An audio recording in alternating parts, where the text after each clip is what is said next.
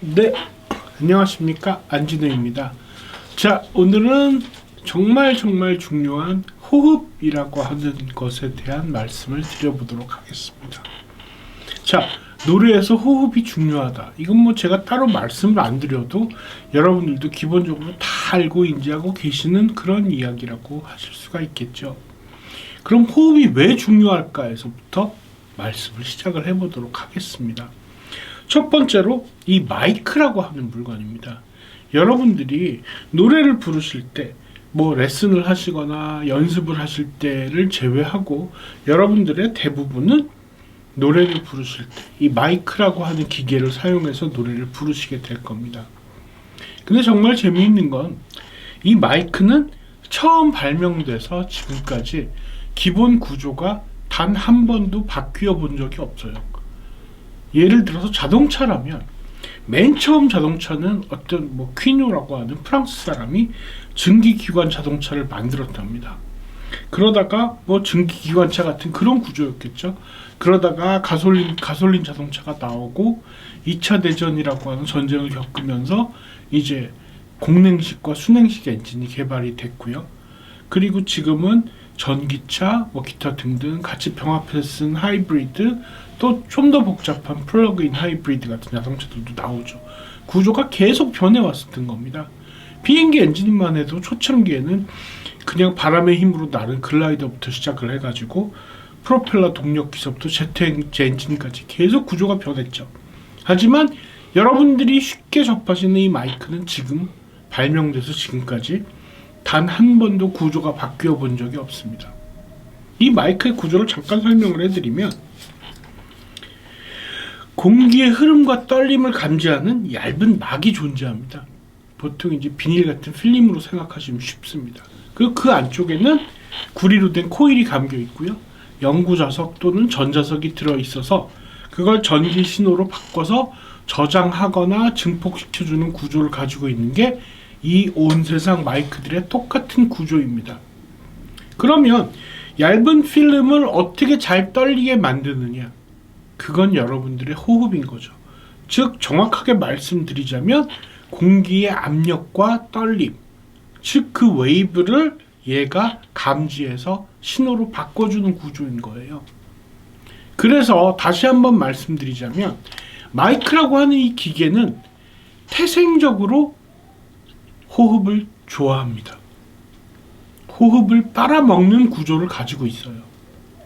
그래서 일반적으로 동해물과 백두산 이런 식의 가창보다는 동해물과 이런 식의 가창을 더 멋있는 소리로 바꿔줄 수 있게 되는 겁니다.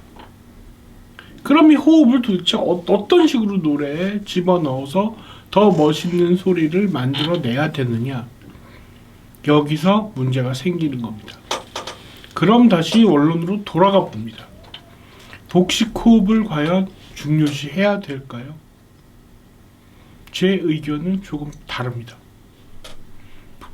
복식 호흡이라고 하는 건 복식 호흡을 신봉하고 지금까지도 계속해서 주입하시는 여러 선생님들도 계시지만 복식 호흡을 계속 중요한 파트 중에 하나로, 가창의 정말 중요한 파트 중에 하나로 생각하고 계신 분들은 이런 말씀을 하십니다. 우리는 태어나자마자 복식 호흡을 했다. 그러다가 커가면서 흉식으로 바뀐 거니까 복식 호흡이 가장 원초적인 호흡이니까 그 호흡법을 다시 찾아내고 연구하고 습득하고 공부해서 노래에 응용해서 사용하는 게 옳은 거다 라는 말씀을 하시죠. 저는 그 의견에 반대합니다.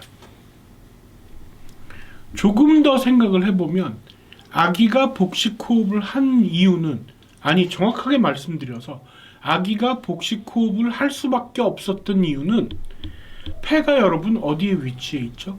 흉곽에 위치해 있습니다. 여러분들의 갈비뼈에 갇혀 있어요.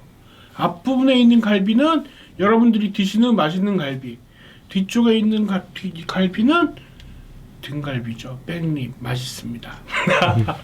예, 이런 갈비들 사이에 이렇게 갇혀 있는 구조를 가지고 있죠.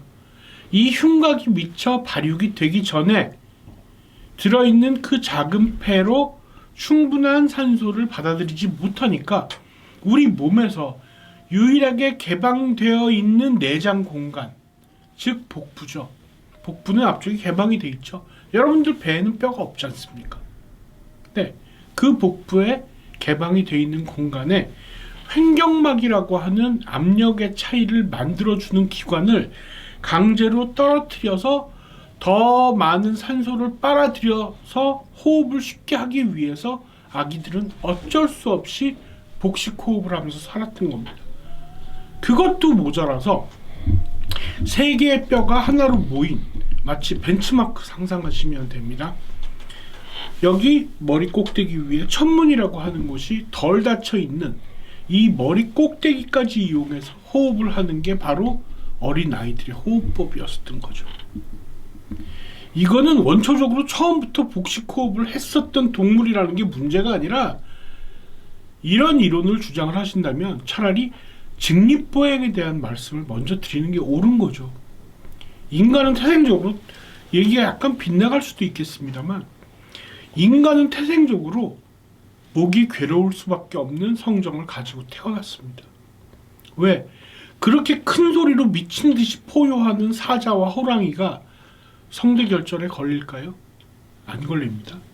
그 이유는 직관적으로 소리가 빠져나가는 구조를 가지고 있기 때문이에요. 자, 여러분, 제가 좀 웃깁니다만 제가 네 발로 걷는다고 상상을 한번 해보시겠습니다. 자, 보시죠. 제가 이렇게 걷는다고 제 무릎이 다리고 제 손은 또 다른 앞다리입니다. 저는 이렇게 보고 걸을까요? 그럼 땅을 보고 걷는 거죠. 저는 이렇게 걷게 됩니다. 이 각이 없어지는 거죠. 하지만 인간은 다르죠. 네 발이 아니라 사족보행이 아니라 이족으로 직립보행을 하면서 이 90도라고 하는 각도가 생겨나게 되는 겁니다. 그래서 여러 문제들이 야기가 되죠. 이것부터 접근했어야 옳았습니다. 고로 복식호흡은 다 떠나서 여러분들 순수한 감정이 노래에 실리는 게 좋으신가요? 당연히 좋은 겁니다. 부인할 분 계신가요? 없으실 겁니다. 순수한 감정이 노래에 실리기만 하면 누구나 다 공감하고 특히 마음도 공명을 합니다. 여러분들 정말 불쌍하게 앉아서 목을 놓아 울고 있는 친구들 보면 여러분들도 눈물이 글썽글썽 눈에 고이시죠? 그게 마음이 공명하는 건데, 실제로 정말 진실한 마음이, 진실한 감정이 몸 밖으로 표출이 된다면 그것만큼 완벽하고 좋은 마음을 움직이는 노래는 없는 거죠. 순수한 감정이 몸 밖으로 나갈 때, 자, 아주 듣기 쉽고 이해가 쉬운 말씀을 하나 드려보도록 하겠습니다. 여러분들이 미친 듯이 화가 나서 소리를 지를 때, 그거 역시 순수한 감정이죠. 분노라고 하는 순수한 감정입니다. 잘 한번 되짚어서 생각해 보시죠. 유튜브를 찾아보시거나 친구가 화를 내는 걸 찾아보셔도 마찬가지일 겁니다. 미친 듯이 크게 고함을 지를 때 사람이 어떤 일을 제일 먼저 할까요? 어깨가 올라갑니다. 이야! 하고 소리를 내게 되는 거죠. 자, 어깨가 올라간다는 건 뭘 의미할까요? 흉식호흡이라는 걸 의미합니다. 복식호흡이 아니죠. 어깨가 가만히 있고 복식호흡을 제대로 공부한 사람들처럼 어깨가 절대 움직이지 않고 야! 하고 소리를 지르는 사람 지구상에 한 명도 없습니다.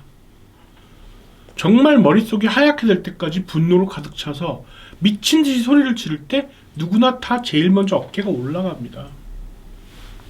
자, 이건 어떻게 설명하실 건가요? 복식호흡이라고 하는 것의 장점은 단 한 가지. 훈련입니다. 기간도 깁니다. 게다가 초기에는 생각하면서 숨을 쉬어야 됩니다. 이 무슨 엎에 있는 얘기입니까? 저는 절대로 찬성하지 않습니다. 복식호흡 따로 배우는 거 제가 생각하기에는 독입니다. 편하게 앉지 못하고 마치 주판 같은 아주 되게 막 니글니글 막 돌아가고 막 굉장히 몸을 괴롭히는 그런 물체를 시트 바닥에 깔고 앉는 것과 똑같은 거라고 저는 생각합니다. 아닙니다. 복식호흡 공부하실 필요 없습니다.